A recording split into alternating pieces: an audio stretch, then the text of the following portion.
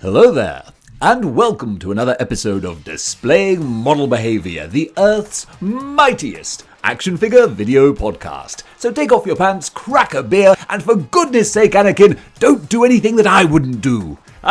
You know what? I didn't actually practice that Obi-Wan voice, but quite frankly, I think I kind of sort of nailed it. And speaking of nailing it, Disney Plus have just released their trailer for the new Obi-Wan show, and it actually looks kind of like it might be a really good Star Wars show. Mandalorian was up and down and had some sticky, nutty, chewy, chocolatey moments, but on the whole, I thought it was a bit meh. Boba Fett was downright bad, but now I'm still invested. I'm still holding on. I'm holding out for a hero, and I think that Obi-Wan might be not just the hero for Star Wars, but for the Disney Plus Star Wars shows. Get us back on track where we need to be. This trailer looked very exciting. It had a lot of new characters in it and a lot of potential action figures. So, let's not stand on ceremony, Mr. Wayne. Let's talk about them. First off, we have what I would call Drifter Obi-Wan, or Hermit Obi-Wan. This is classic Ewan McGregor in his robes, but all wrapped up for the sandy desert, which you have to because it's dry and coarse and gets everywhere. This is kind of a guarantee home run, slam dunk, whatever sports analogy, euphemism you want to use. We're gonna be getting this Obi-Wan figure. And I think he'll look pretty darn good as well. We have lots of very similar Obi-Wan, Ewan McGregor type variations, but this as the principal go-to standard look of Obi-Wan from the show, yeah, we're gonna be seeing a lot of him. Now, don't think for a second we're going to see shots of him riding around on his Yopi, I think it's called, without getting a Yopi figure. Come on, you know that's a deluxe pack that they are just begging to put together. I'm surprised that they went for a design that is just kind of looks like a camel. Not even like a space camel. There's nothing too unusual about it. But I think, if they don't, you could go to any kid's toy store, just pick up a plastic camel, boom, you got yourself a Yopi. But don't worry, I'm sure the Hasbro Black Series, they're going to hook us up with one. Now we've got ourselves the Grand Inquisitor. This dude looks... I'll wait and see until we can actually properly watch it play out. It's just he looks a lot like the dude from the Mortal Kombat live action cutscenes from, I think it was the Sub-Zero game. I don't know about this look, but I'm sure that he's going to be played with reverence and badassity, if that's a word. Still, we're guaranteed an action figure.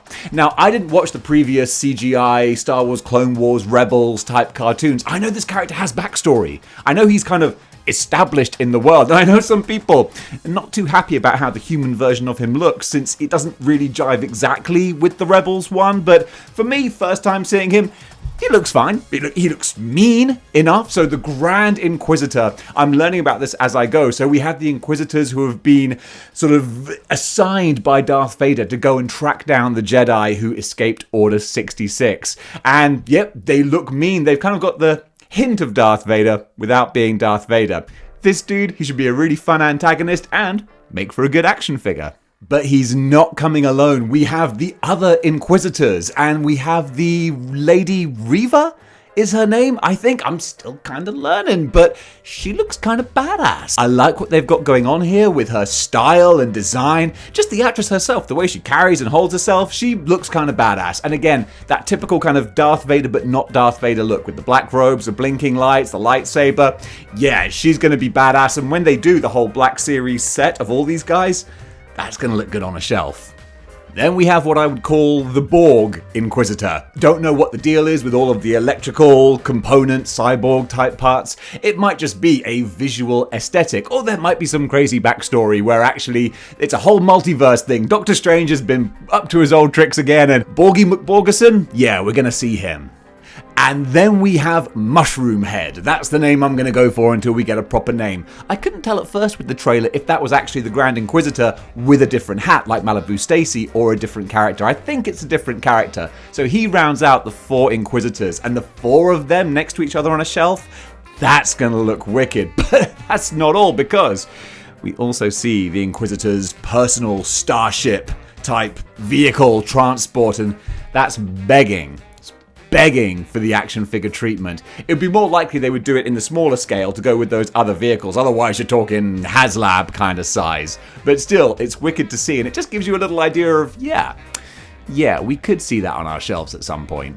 Then we've got something we don't see too often, but it's nice to, and that is a female Imperial officer. She looks kind of badass. You know, she's got that substitute teacher who you don't mess around with kind of vibe going on, and I kind of dig that. Granted, we see her for about 2 seconds, but you know how Star Wars works. That's 1 second more than you need to qualify for an action figure. Now this is pod racing. Yep, we've got young Luke, probably about 10 years old, doing his whole pod racing kind of thing. I gotta say, with the goggles and everything, yeah, he totally looks like his father's son. That's kind of cool. I like that they're really artistic style-wise, harkening back to original Anakin, for better or for worse with some of those lines. But yeah, we gotta get a baby Luke. Not even baby Luke. Like I said, he's probably going to be about 10 years old. Pre-pubescent Luke. Things are going to start to get a little bit awkward in the Owens-Lars household. I hope that you can keep locks on those doors. Uncle Owen! Knock first! We're not going to see that on Disney+. Then, of course, there's Uncle Owen and Aunt Beru, and we see a lot of Uncle Owen. He seems to feature quite prominently in the trailer, so clearly he's going to have more than just a cameo sort of role, I would have thought. I don't know if he would do anything particularly integral to the plot necessarily, because when we get to meet Owen, he's always like, I don't want to get involved in all that kind of thing. I'm just a moisture farmer. Just, stay away. Don't be like your father. All that kind of stuff. So I think there's a good suggestion that maybe he will be like the voice of reason in the Star Wars show. But that's good enough to get an action figure along with Aunt Beru as well. Yeah, I think we'll see the pair. This is a bit of a reach now, but there is a droid character who seems to be featured, and maybe he will be like the droid for the show, because most shows seem to have a droid. It's like, right, this is going to be the droid for The Mandalorian, or this is going to be the droid for Rey Skywalker. Everyone has their droid, and we see this big, bulky looking thing, and he looks kind of cool. Even if it's not a regular reoccurring character, it might be enough to get the action figure treatment. He looks kind of cool. Reminds me of the one from Death Star, not Rebels, Rogue One. There you go. I'm not going to edit that out. I probably should do, actually. No, get back on track before you need to edit things. Focus. The final one is, of course, that character with asthma. No, Darth Vader. He's going to have to appear eventually. Hayden Christensen is donning the Vader robes, and I always thought that's like, I like the fact that he's getting another shot to be Vader. That's cool. I love that kind of redemption, real life sort of, hey, this actor's getting another go at the wheel. I dig that. But he was never cast because he was imposing as Vader. He's going to have some serious lifts in his shoes, or they're going to have to do some Lord of the Rings fudging to make him look as big and imposing as Vader should do. But I'm just very excited to see more of a modern take on Vader. Going back to Rogue One, I mean, let's face it, there's arguably nothing cooler in Star Wars than that particular hallway scene where Vader just trashes the rebels. And I kind of love the fact that Vader, he's such a showman. You know that if you think about that scene, like kayfabe-wise, he must have snuck into that hallway, turned off the lights on his chest so that he could then turn them on with the lightsaber, just to be like, surprise. I dig that. That's another reason why Darth Vader is one of the coolest bad guys in history. And folks, that does it for my early list of what we can expect from the Obi-Wan action figure range. Who else do you think we might see? What important information about various characters did I miss? Comment below, let me know. And if you like what you see here and you want to see more, then join the 6-1 clicks by clicking the like, share, and subscribe buttons. And if you want to pick up a badass Displaying Model Behaviour t-shirt, you can do by going over to teespring.com. Check the link in the description below. Alright guys, thanks very much for watching, and until next time, keep displaying model behaviour.